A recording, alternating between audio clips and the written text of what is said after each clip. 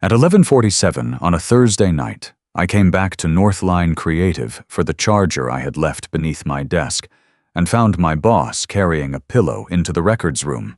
Mara Ellison did not see me at first. She was barefoot, still wearing the charcoal trousers and white blouse she had worn to our client meeting, but her sleeves were rolled up and her hair had fallen loose from its usual knot. In one hand, she held a grocery bag. In the other, a folded blanket. The records room door started to close behind her. Then my shoe squeaked on the polished floor. Mara spun around.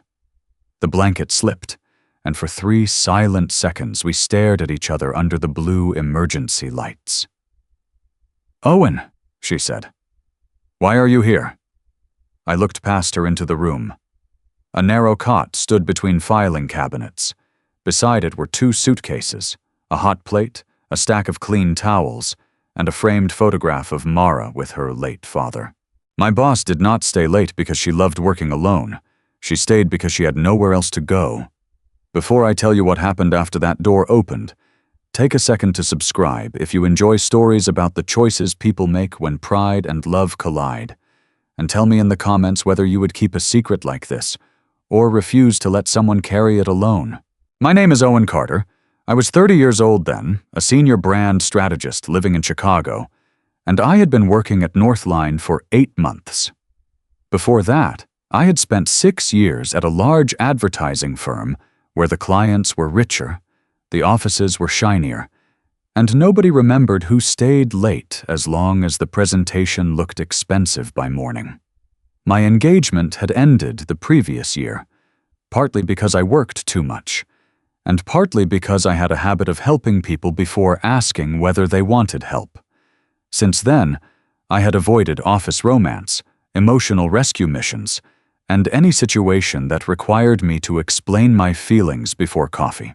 Mara was 26, exactly 4 years younger than me, and the youngest chief executive I had ever worked for.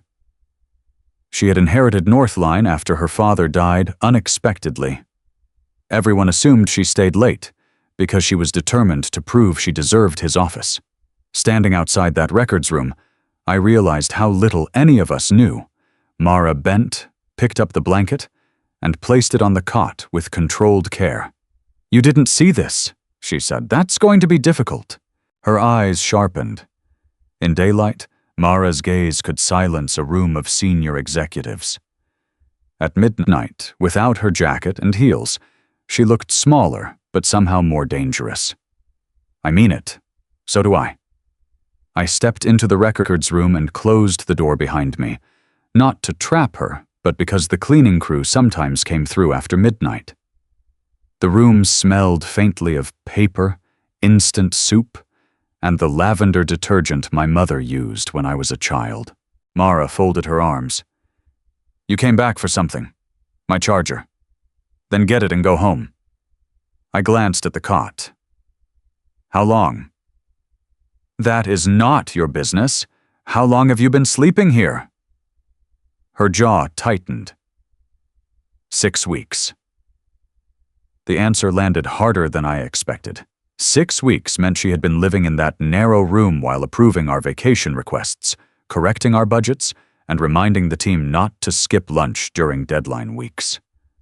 "Why?" I said, "It isn't your business. You also said I didn't see this." We're past the useful part of denial. For a moment, I thought she might fire me. Then something in her face gave way. Not weakness, exactly. Exhaustion. She reached into the grocery bag and removed a carton of milk, 2 apples, and a package of microwave oatmeal. Northline had a cash problem after my father died. We all knew the Mercer account left. That was only part of it. She moved a stack of folders from the cot and handed me the top one. Inside were loan notices, legals, and a spreadsheet marked with red numbers. I did not understand every line, but I understood the total. Your father borrowed against the company? He personally guaranteed a loan to expand the studio. He thought the new contracts would cover it.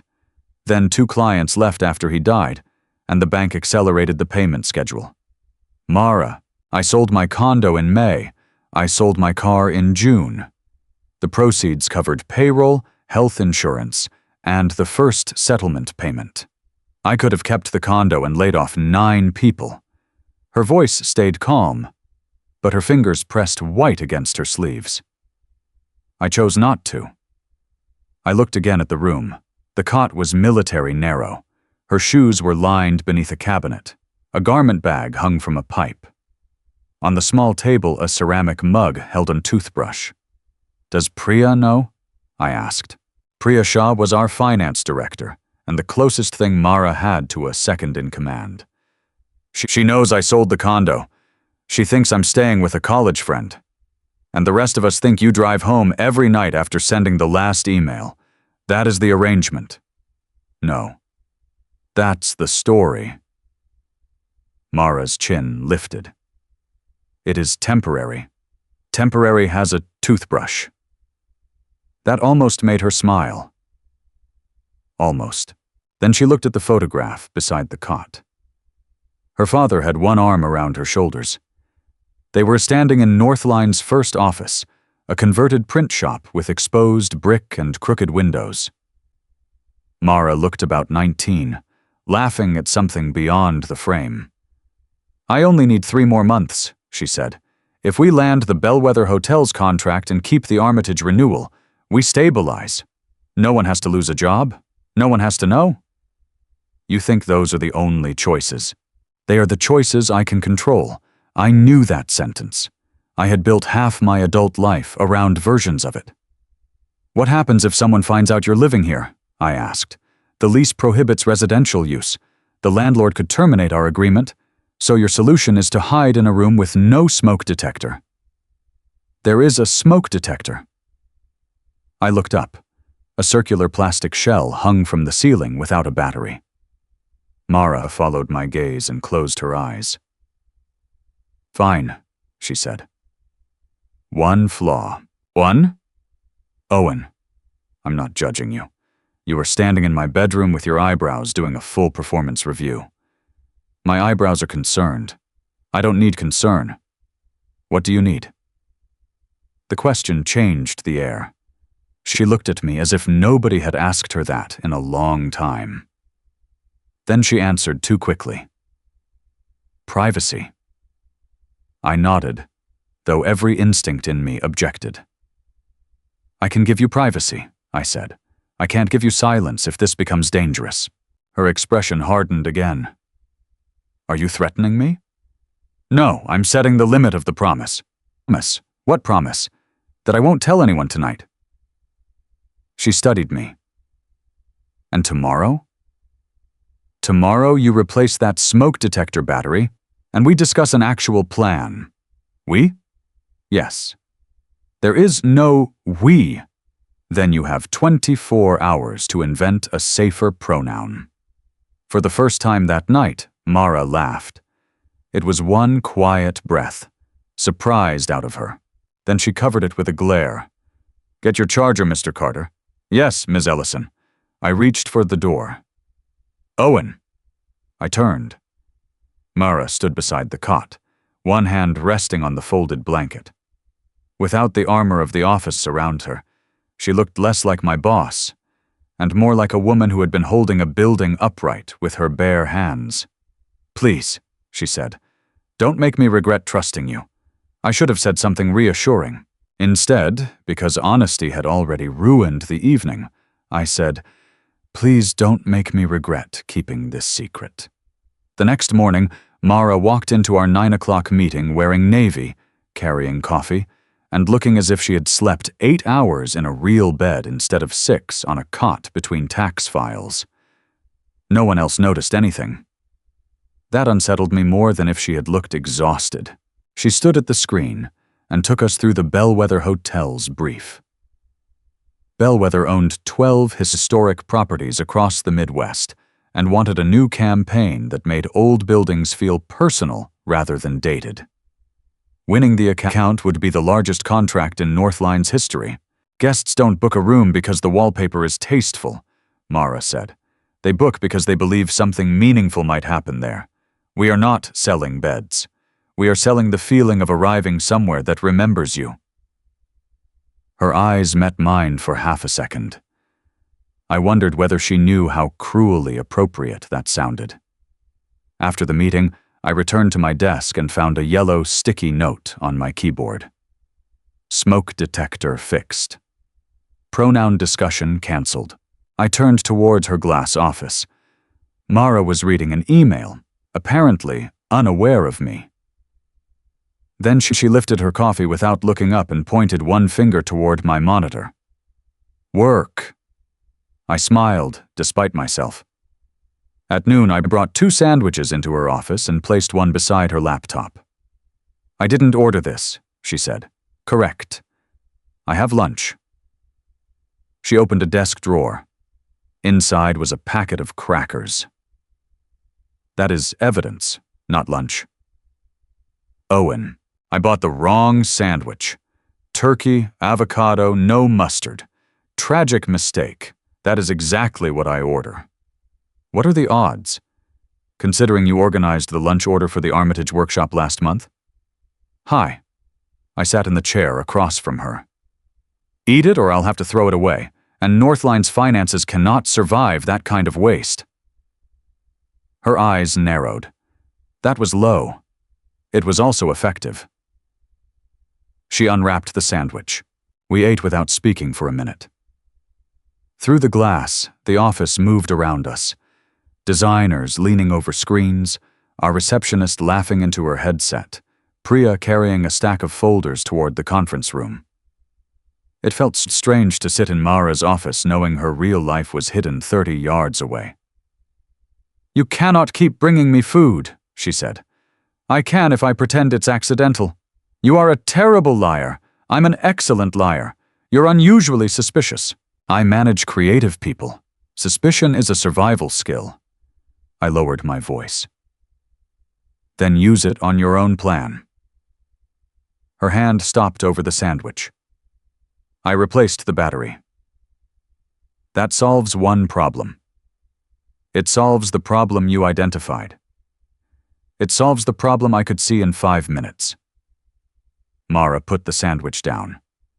"You promised privacy. I promised not to tell anyone. I did not promise to act like this is reasonable." She looked through the glass at our co-workers. 18 people have health insurance through this company," she said quietly. 4 have children. 1 is in the middle of cancer treatment. 2 are supporting parents. If I tell them how close we came to missing payroll, they will start looking for other jobs. The strongest people will leave first because they have options.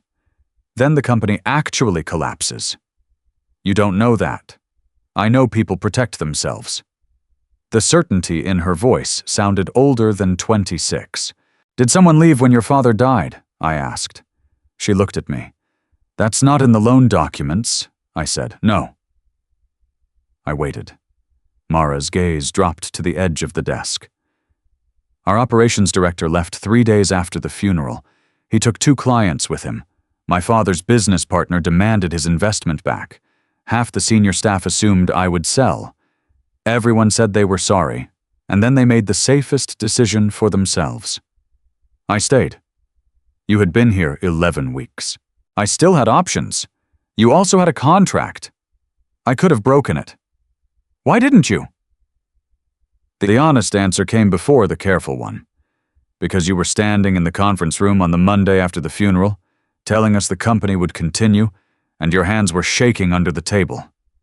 Her face changed. "You saw that? I was sitting across from you." No one else said anything. Maybe they were trying to be kind. "And you?" I thought pretending not to notice would be cruel. Mara stared at me for a long moment. Then she wrapped the remaining half of her sandwich and placed it in the drawer, replacing the crackers. "Thank you for lunch," she said. It was a dismissal, but not a cold one. That evening, everyone left by 7, except Mara and me. At 7:15, she appeared beside my desk. "You can go home.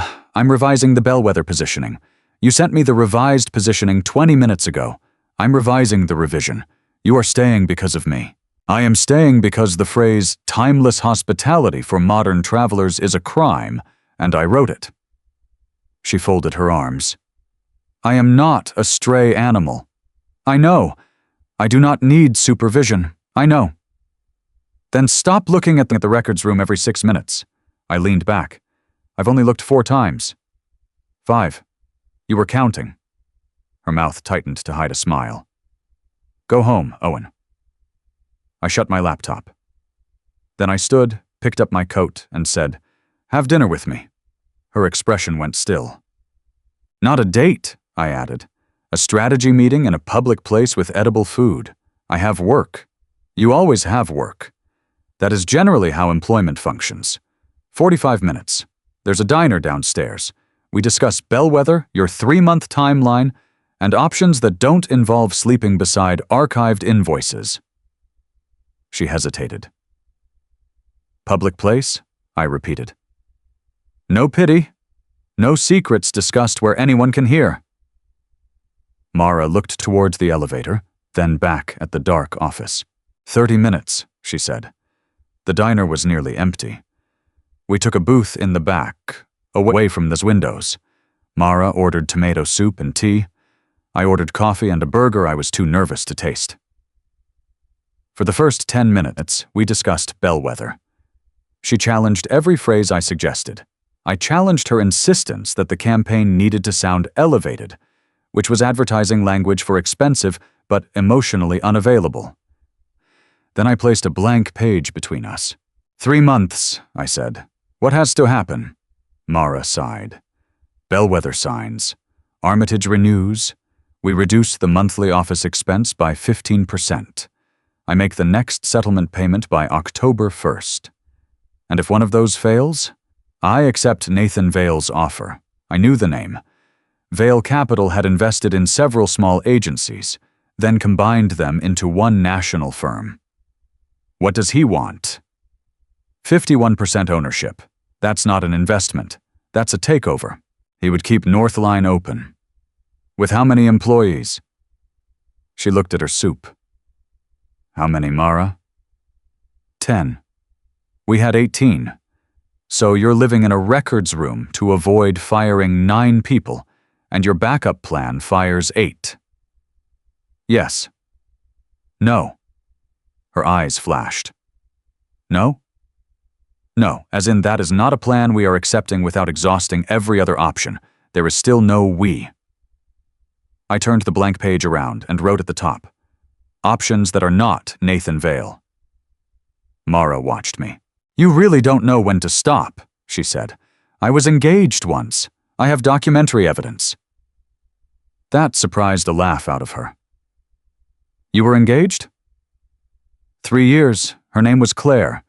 She was a pediatric resident, smarter than me, kinder than me, and eventually tired of being treated like a problem I could solve. Mara's expression softened. I'm sorry. It wasn't only my fault, but enough of it was. So, this is what? Personal growth through unauthorized financial planning? This is me asking before I help. You already bought me lunch. I am imperfect. She looked at the page again. Then she took the pen from my hand. Fine, she said. Ask. The questions began with numbers and ended with things that had nothing to do with money. How much did Northline owe? Which clients paid late? Which expenses could be reduced without hurting the staff? Why had Mara chosen advertising when she had studied architecture? Why did she hate mustard? Why did she still keep her father's cracked leather briefcase even though the latch no longer closed? She answered the financial questions directly. The personal ones arrived in pieces.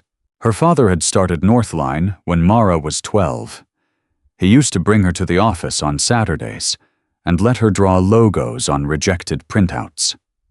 She had planned to design public buildings, but after her mother died during her second year of college, she transferred closer to home and began helping with the company. By 24, she was directing client strategy. By 25, She was sitting beside her father in the hospital while he apologized for leaving her a difficult year. "He knew about the loan?" I asked. "He knew it was risky. I don't think he understood how quickly everything would tighten after he was gone." "Did he ask you to save the company?" "No."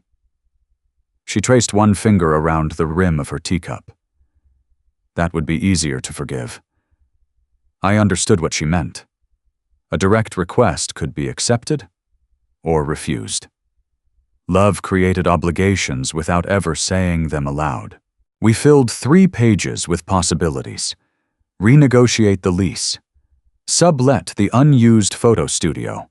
Require deposits from the new clients. Offer short-term campaign audits to generate quick cash. Approach a local credit union instead of Vail Capital.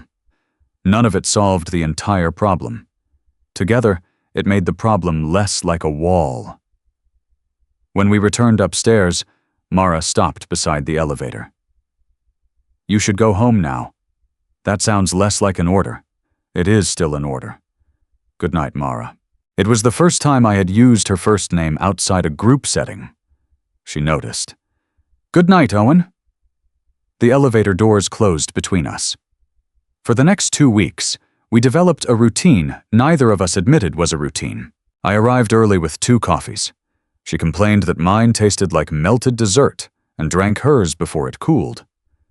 We worked normal hours with the team, then stayed late 3 or 4 nights a week on Bellwether and the financial plan. I never entered the records room without asking. Mara never again pretended the crackers in her desk were lunch. The office changed after 10. Without phones ringing and people moving through the halls, every sound became intimate. The click of her keyboard, the soft scrape of her chair, the tune she hummed when she forgot anyone could hear. The first time I mentioned the humming, she looked horrified. "I do not hum." "You do?" "What song?" "I don't know. It has 3 notes and 2 are concerned." "That is not a song. It may be a warning signal." She threw a paperclip at me. I kept it in my desk. One Tuesday, we were reviewing photographs for Bellwether when Mara fell asleep at the conference table. Her cheek rested on her folded arm. A red pen remained in her hand. Without the tight line between her brows, she looked impossibly young. Not because 26 was young, but because responsibility had been aging her by the hour. I found the blanket from the lounge and draped it over her shoulders. Her eyes opened immediately. "I'm awake." "You were dreaming. I was thinking with my eyes closed. You said, 'Dad, the blue one.'" The color left her face. "I'm sorry," I said. "I shouldn't have repeated that." She sat up slowly and pulled the blanket around herself. "We used to argue about blue. He thought every financial company needed navy because navy meant trust. I told him trust should not depend on a color. You were right. He used navy anyway. Then he was a client." That earned a tired smile. Mara looked toward the windows. Rain streaked the city lights into long silver lines. "He died here," she said. I did not speak. In his office, a Saturday morning. I had gone downstairs to get coffee. When I came back, he was on the floor, her fingers tightened in the blanket. People think I stay late because I'm ambitious. The truth is, for the first month after he died, I couldn't stay past sunset. Every quiet room sounded like that morning. Then why sleep here? Because eventually fear becomes less important than rent. The joke was too dry to be funny, and we both knew it.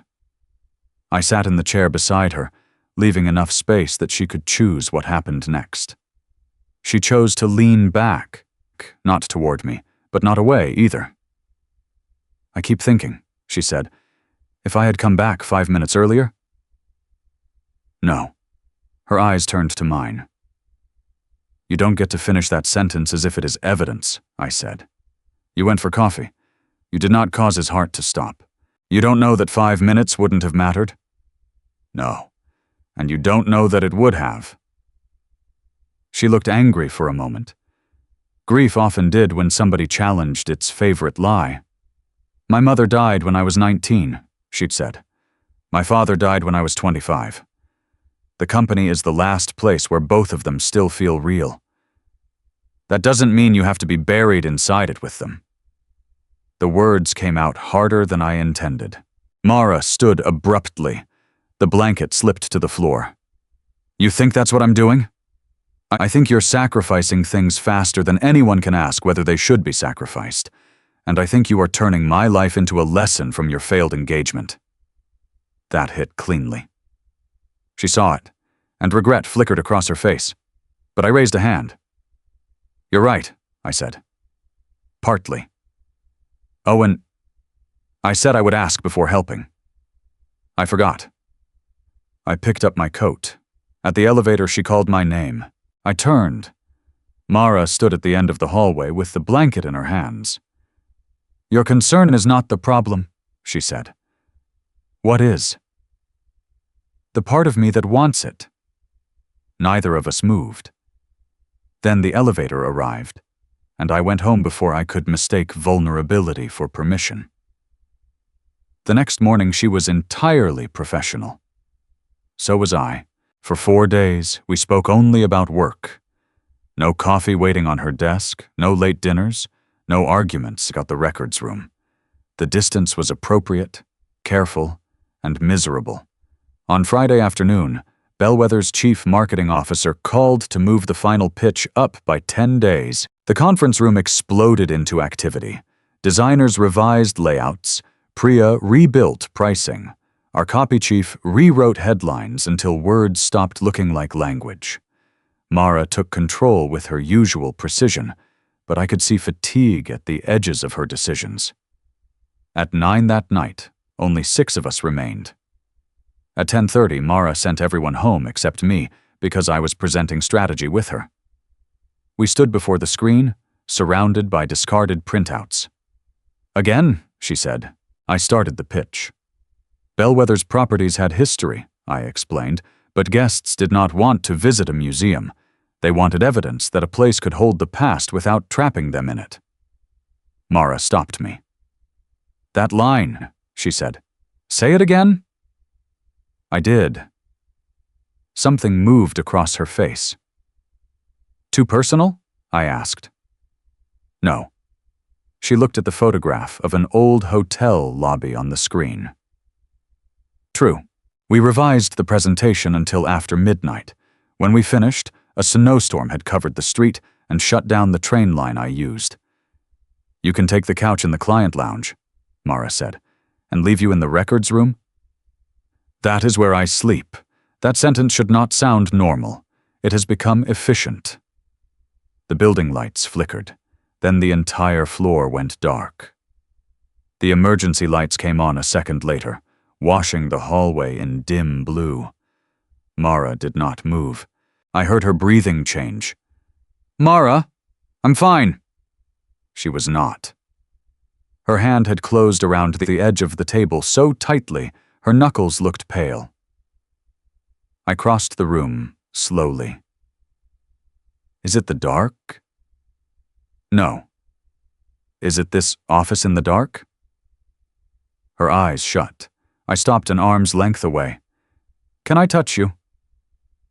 She nodded once. I placed my hands lightly on her upper arms. She was trembling. "Look at me," I said. The lights from the street gave me only the outline of her face, but after a moment her eyes opened. "Breathe in for 4. I know how to breathe. Excellent. Demonstrate." She made an annoyed sound, which was better than silence. We counted together. 4 in. 4 held. 6 out. By the third breath, her grip loosened. "The morning my father died," she said, "the power was out on half the floor. A transformer had blown. I remember kneeling beside him in the dark, trying to unlock my phone with hands that wouldn't work. I kept my voice steady. You are not there now. I know. You are in the conference room. It is snowing. The presentation is finished. I'm holding your arms, and you are judging my breathing instructions. They are irritating. Good. Stay irritated. Her forehead lowered until it rested against my chest. I went still. Mara? Just for a minute? I moved my hands from her arms to her back, slowly enough that she could stop me. She did not. Instead, her fingers caught the front of my shirt. We stood in the blue darkness while snow pressed against the windows. I had imagined touching her before. I was not proud of it, but I had. In those private, foolish moments, she had been confident and certain, and I had known exactly what to do. The real Mara was shaking against me, and the only thing I wanted was to make the room feel safe. Her breathing steadied. Mine did not. When she lifted her face, we were too close. "Owen," she whispered. I could feel the word against my mouth. I wanted to kiss her. Every honest part of me wanted it. But she was my boss. She was exhausted, frightened, financially trapped, and relying on me to keep a secret that could damage her company. I stepped back. The hurt on her face lasted only a second before professionalism covered it. "You're right," she said. I didn't say anything. "You didn't have to. This isn't rejection." "That makes it worse." The power returned with a hum. White light filled the room, exposing the distance between us. I searched for the right words. Mara saved me from finding them. "We pitch in 32 hours, she said. "You should sleep." She walked toward the records room and closed the door. I spent the night on the client lounge couch, staring at the ceiling and wondering whether doing the responsible thing was supposed to feel that much like cowardice. The bellwether pitch took place Saturday morning in the ballroom of their oldest Chicago property, a restored hotel built in 1912. Mara wore a dark green suit. I wore the same tie I had slept beside on the couch. We were good together. That was the simplest and most dangerous truth. I opened with strategy. She moved into the creative concept. When one executive challenged our research, Mara answered with data, then handed the conversation back to me without looking. I knew exactly where she wanted me to take it. When the chief marketing officer worried that the campaign romanticized the past, Mara used the line we had found in the dark. "A meaningful place can hold history without trapping people in it." The room became quiet. Bellwether signed a 60-day pilot before we left the hotel. If the pilot performed, the full contract would follow. The initial deposit was enough to cover almost half of Northline's next settlement payment. The team celebrated Monday afternoon with cheap champagne and expensive cupcakes. Mara gave the credit to everyone except herself. I watched her stand beside the conference table while our designers cheered, and I understood why people followed her, even when they feared her. She remembered who had built which slide. She praised Priya for restructuring the pricing. She thanked our junior designer by name for staying late on Friday. When she reached me, her voice remained formal. Owen found the central idea that made the room listen. Everyone applauded. I raised my glass. Mara's eyes held mine for one heartbeat too long. That night, I left at 6. It was the right thing to do. At 6:15, my phone rang. I answered before the second ring. "Is something wrong?" "Why would something be wrong?" "You have never called me after ordering me to go home." "I did not order you. You said, 'You should leave before the trains get crowded,' in your executive voice." A pause. "Are the trains crowded?" she asked. "Terribly. That's unfortunate." Another pause. I smiled into the phone. "Did you call to discuss public transportation?" "No." I waited. "I found your paperclip," she said. "What paperclip?" "The one I threw at you. It was on your desk." "You went through my desk?" "It was visible. I kept it for legal evidence. Against me? For workplace hostility." She laughed softly. The sound traveled through the phone and settled somewhere under my ribs. "Mara," I said, "about Friday night." "I know why you stepped back. That doesn't mean I wanted to. I know that too." I leaned against the cold wall of the train platform. "We need boundaries," she said. "Yes. You report to me." "Yes. And I am not currently in a position where my choices are uncomplicated." "No. Your agreement is becoming irritating. I'm demonstrating maturity. You should stop before you injure yourself." I smiled. "What boundary do you want?" "No staying late alone together unless it is necessary for work." "Okay. No food disguised as accidents. That seems extreme." "Owen." "Okay. No touching." The word was quieter than the others. I looked down the tracks where train lights approached through the tunnel. "Okay," I said.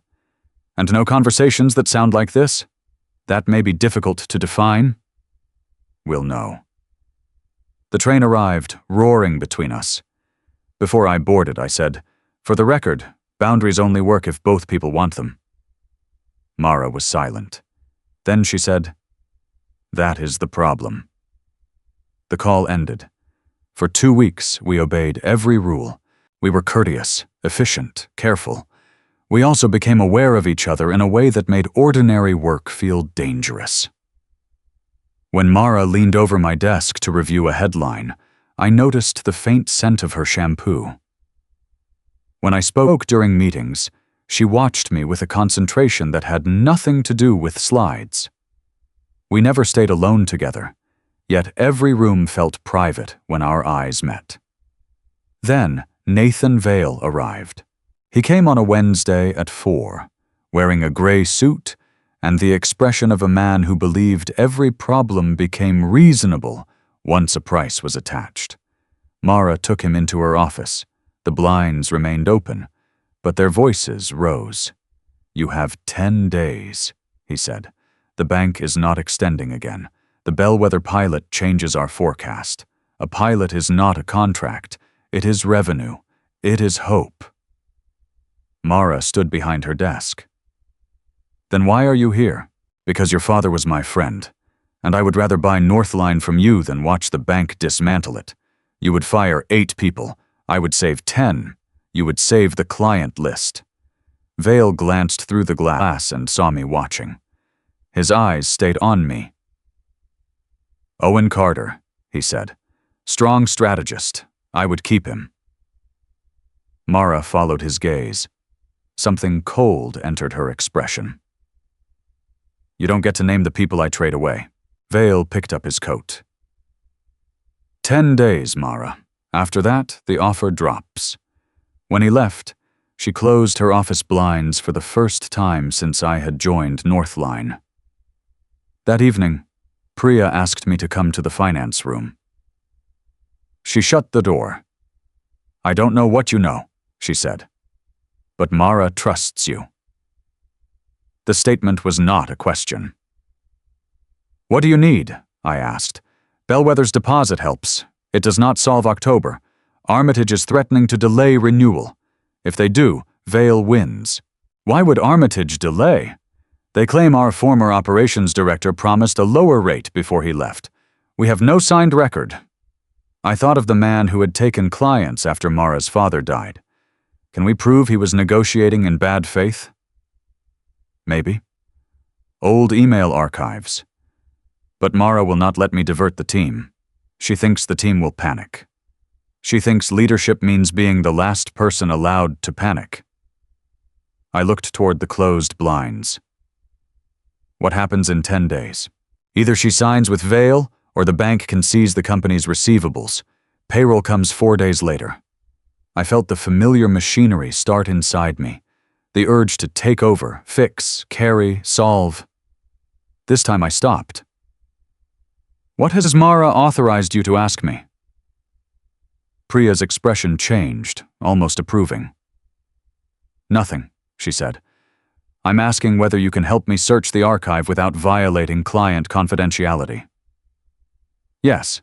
And whether you can convince her to tell the staff before they learn from a locked office door, that may be harder. Do it anyway. We found the missing emails at 2 in the morning on an old backup drive.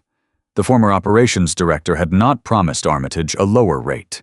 He had offered it without authority, then forwarded confidential Northline pricing to Vale Capital while negotiating a job for himself. It was enough for a lawyer to challenge the claim, and enough to buy time, but not enough to save the company by itself. Mara found Priya and me in the finance room. Her face went white when she saw the files. "You searched without telling me." "Priya authorized access," I said. "You knew what this could expose." "Yes." "And you decided for me." "No." I stood. "We found information. You still decide what to do with it." She looked betrayed anyway. "I trusted you with one secret, and I kept it. You turned it into a campaign. That is not fair, isn't it? You stayed late, you brought food, you made plans, you dug through archives. You needed to be the man who fixed it." The accusation struck the exact place Claire had once struck. For a second, I almost defended myself. Then I said, "Part of me did." Mara blinked.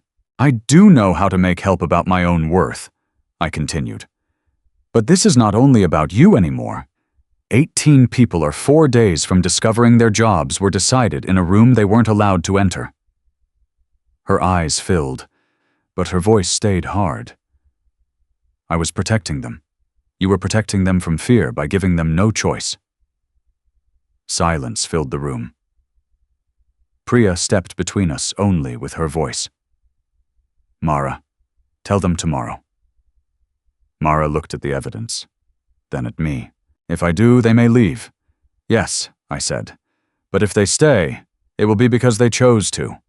The next morning, Mara called an all-hands meeting. She told the truth. Not every detail. She did not mention the cot.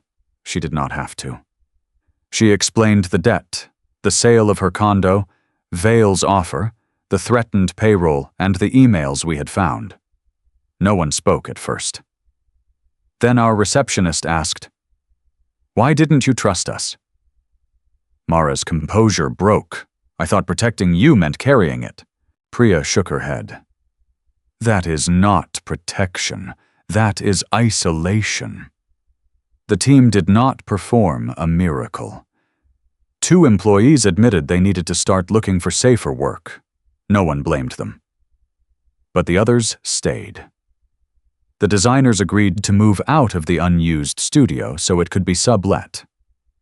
3 clients accepted discounted annual prepayment. Bellwether, after seeing the first campaign results, converted the pilot early. Most importantly, Armitage withdrew its dispute when our lawyer presented the emails. Northline made payroll with 11 hours to spare. Mara moved out of the records room that weekend. I helped carry her suitcases to a small furnished apartment 3 blocks from the office. Priya came too, which mattered. Nothing about the move belonged only to Mara and me anymore.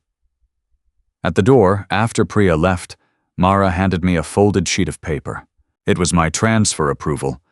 I would report to Priya as head of strategy, not to Mara. I requested it before the all-hands meeting, she said. "Not because I expect anything. What do you expect?" "That depends." "On what?" She looked at me with no glass office, no title, and no secret between us. "On whether you still want to kiss me when I'm not asking you to save anything." I stepped closer. "Can I?" "Yes." Our first kiss was quiet, careful, and overdue. 6 months later, Northline was profitable. Mara rented a real apartment with windows that faced the lake. She still stayed late sometimes, but never because she had nowhere to go. On our first anniversary, I found the old paperclip framed on her desk. Beneath it, she had written, "Evidence of workplace hostility." I added a second note. "Best decision I never made for you." She read it, took my hand, and led me toward the elevator at 6 o'clock. The office could wait. So tell me, if you discovered someone you cared about was hiding a life-changing secret, would you protect their privacy or push them to accept help? Share your answer in the comments, and subscribe for more stories about love that begins when people finally stop pretending they are fine.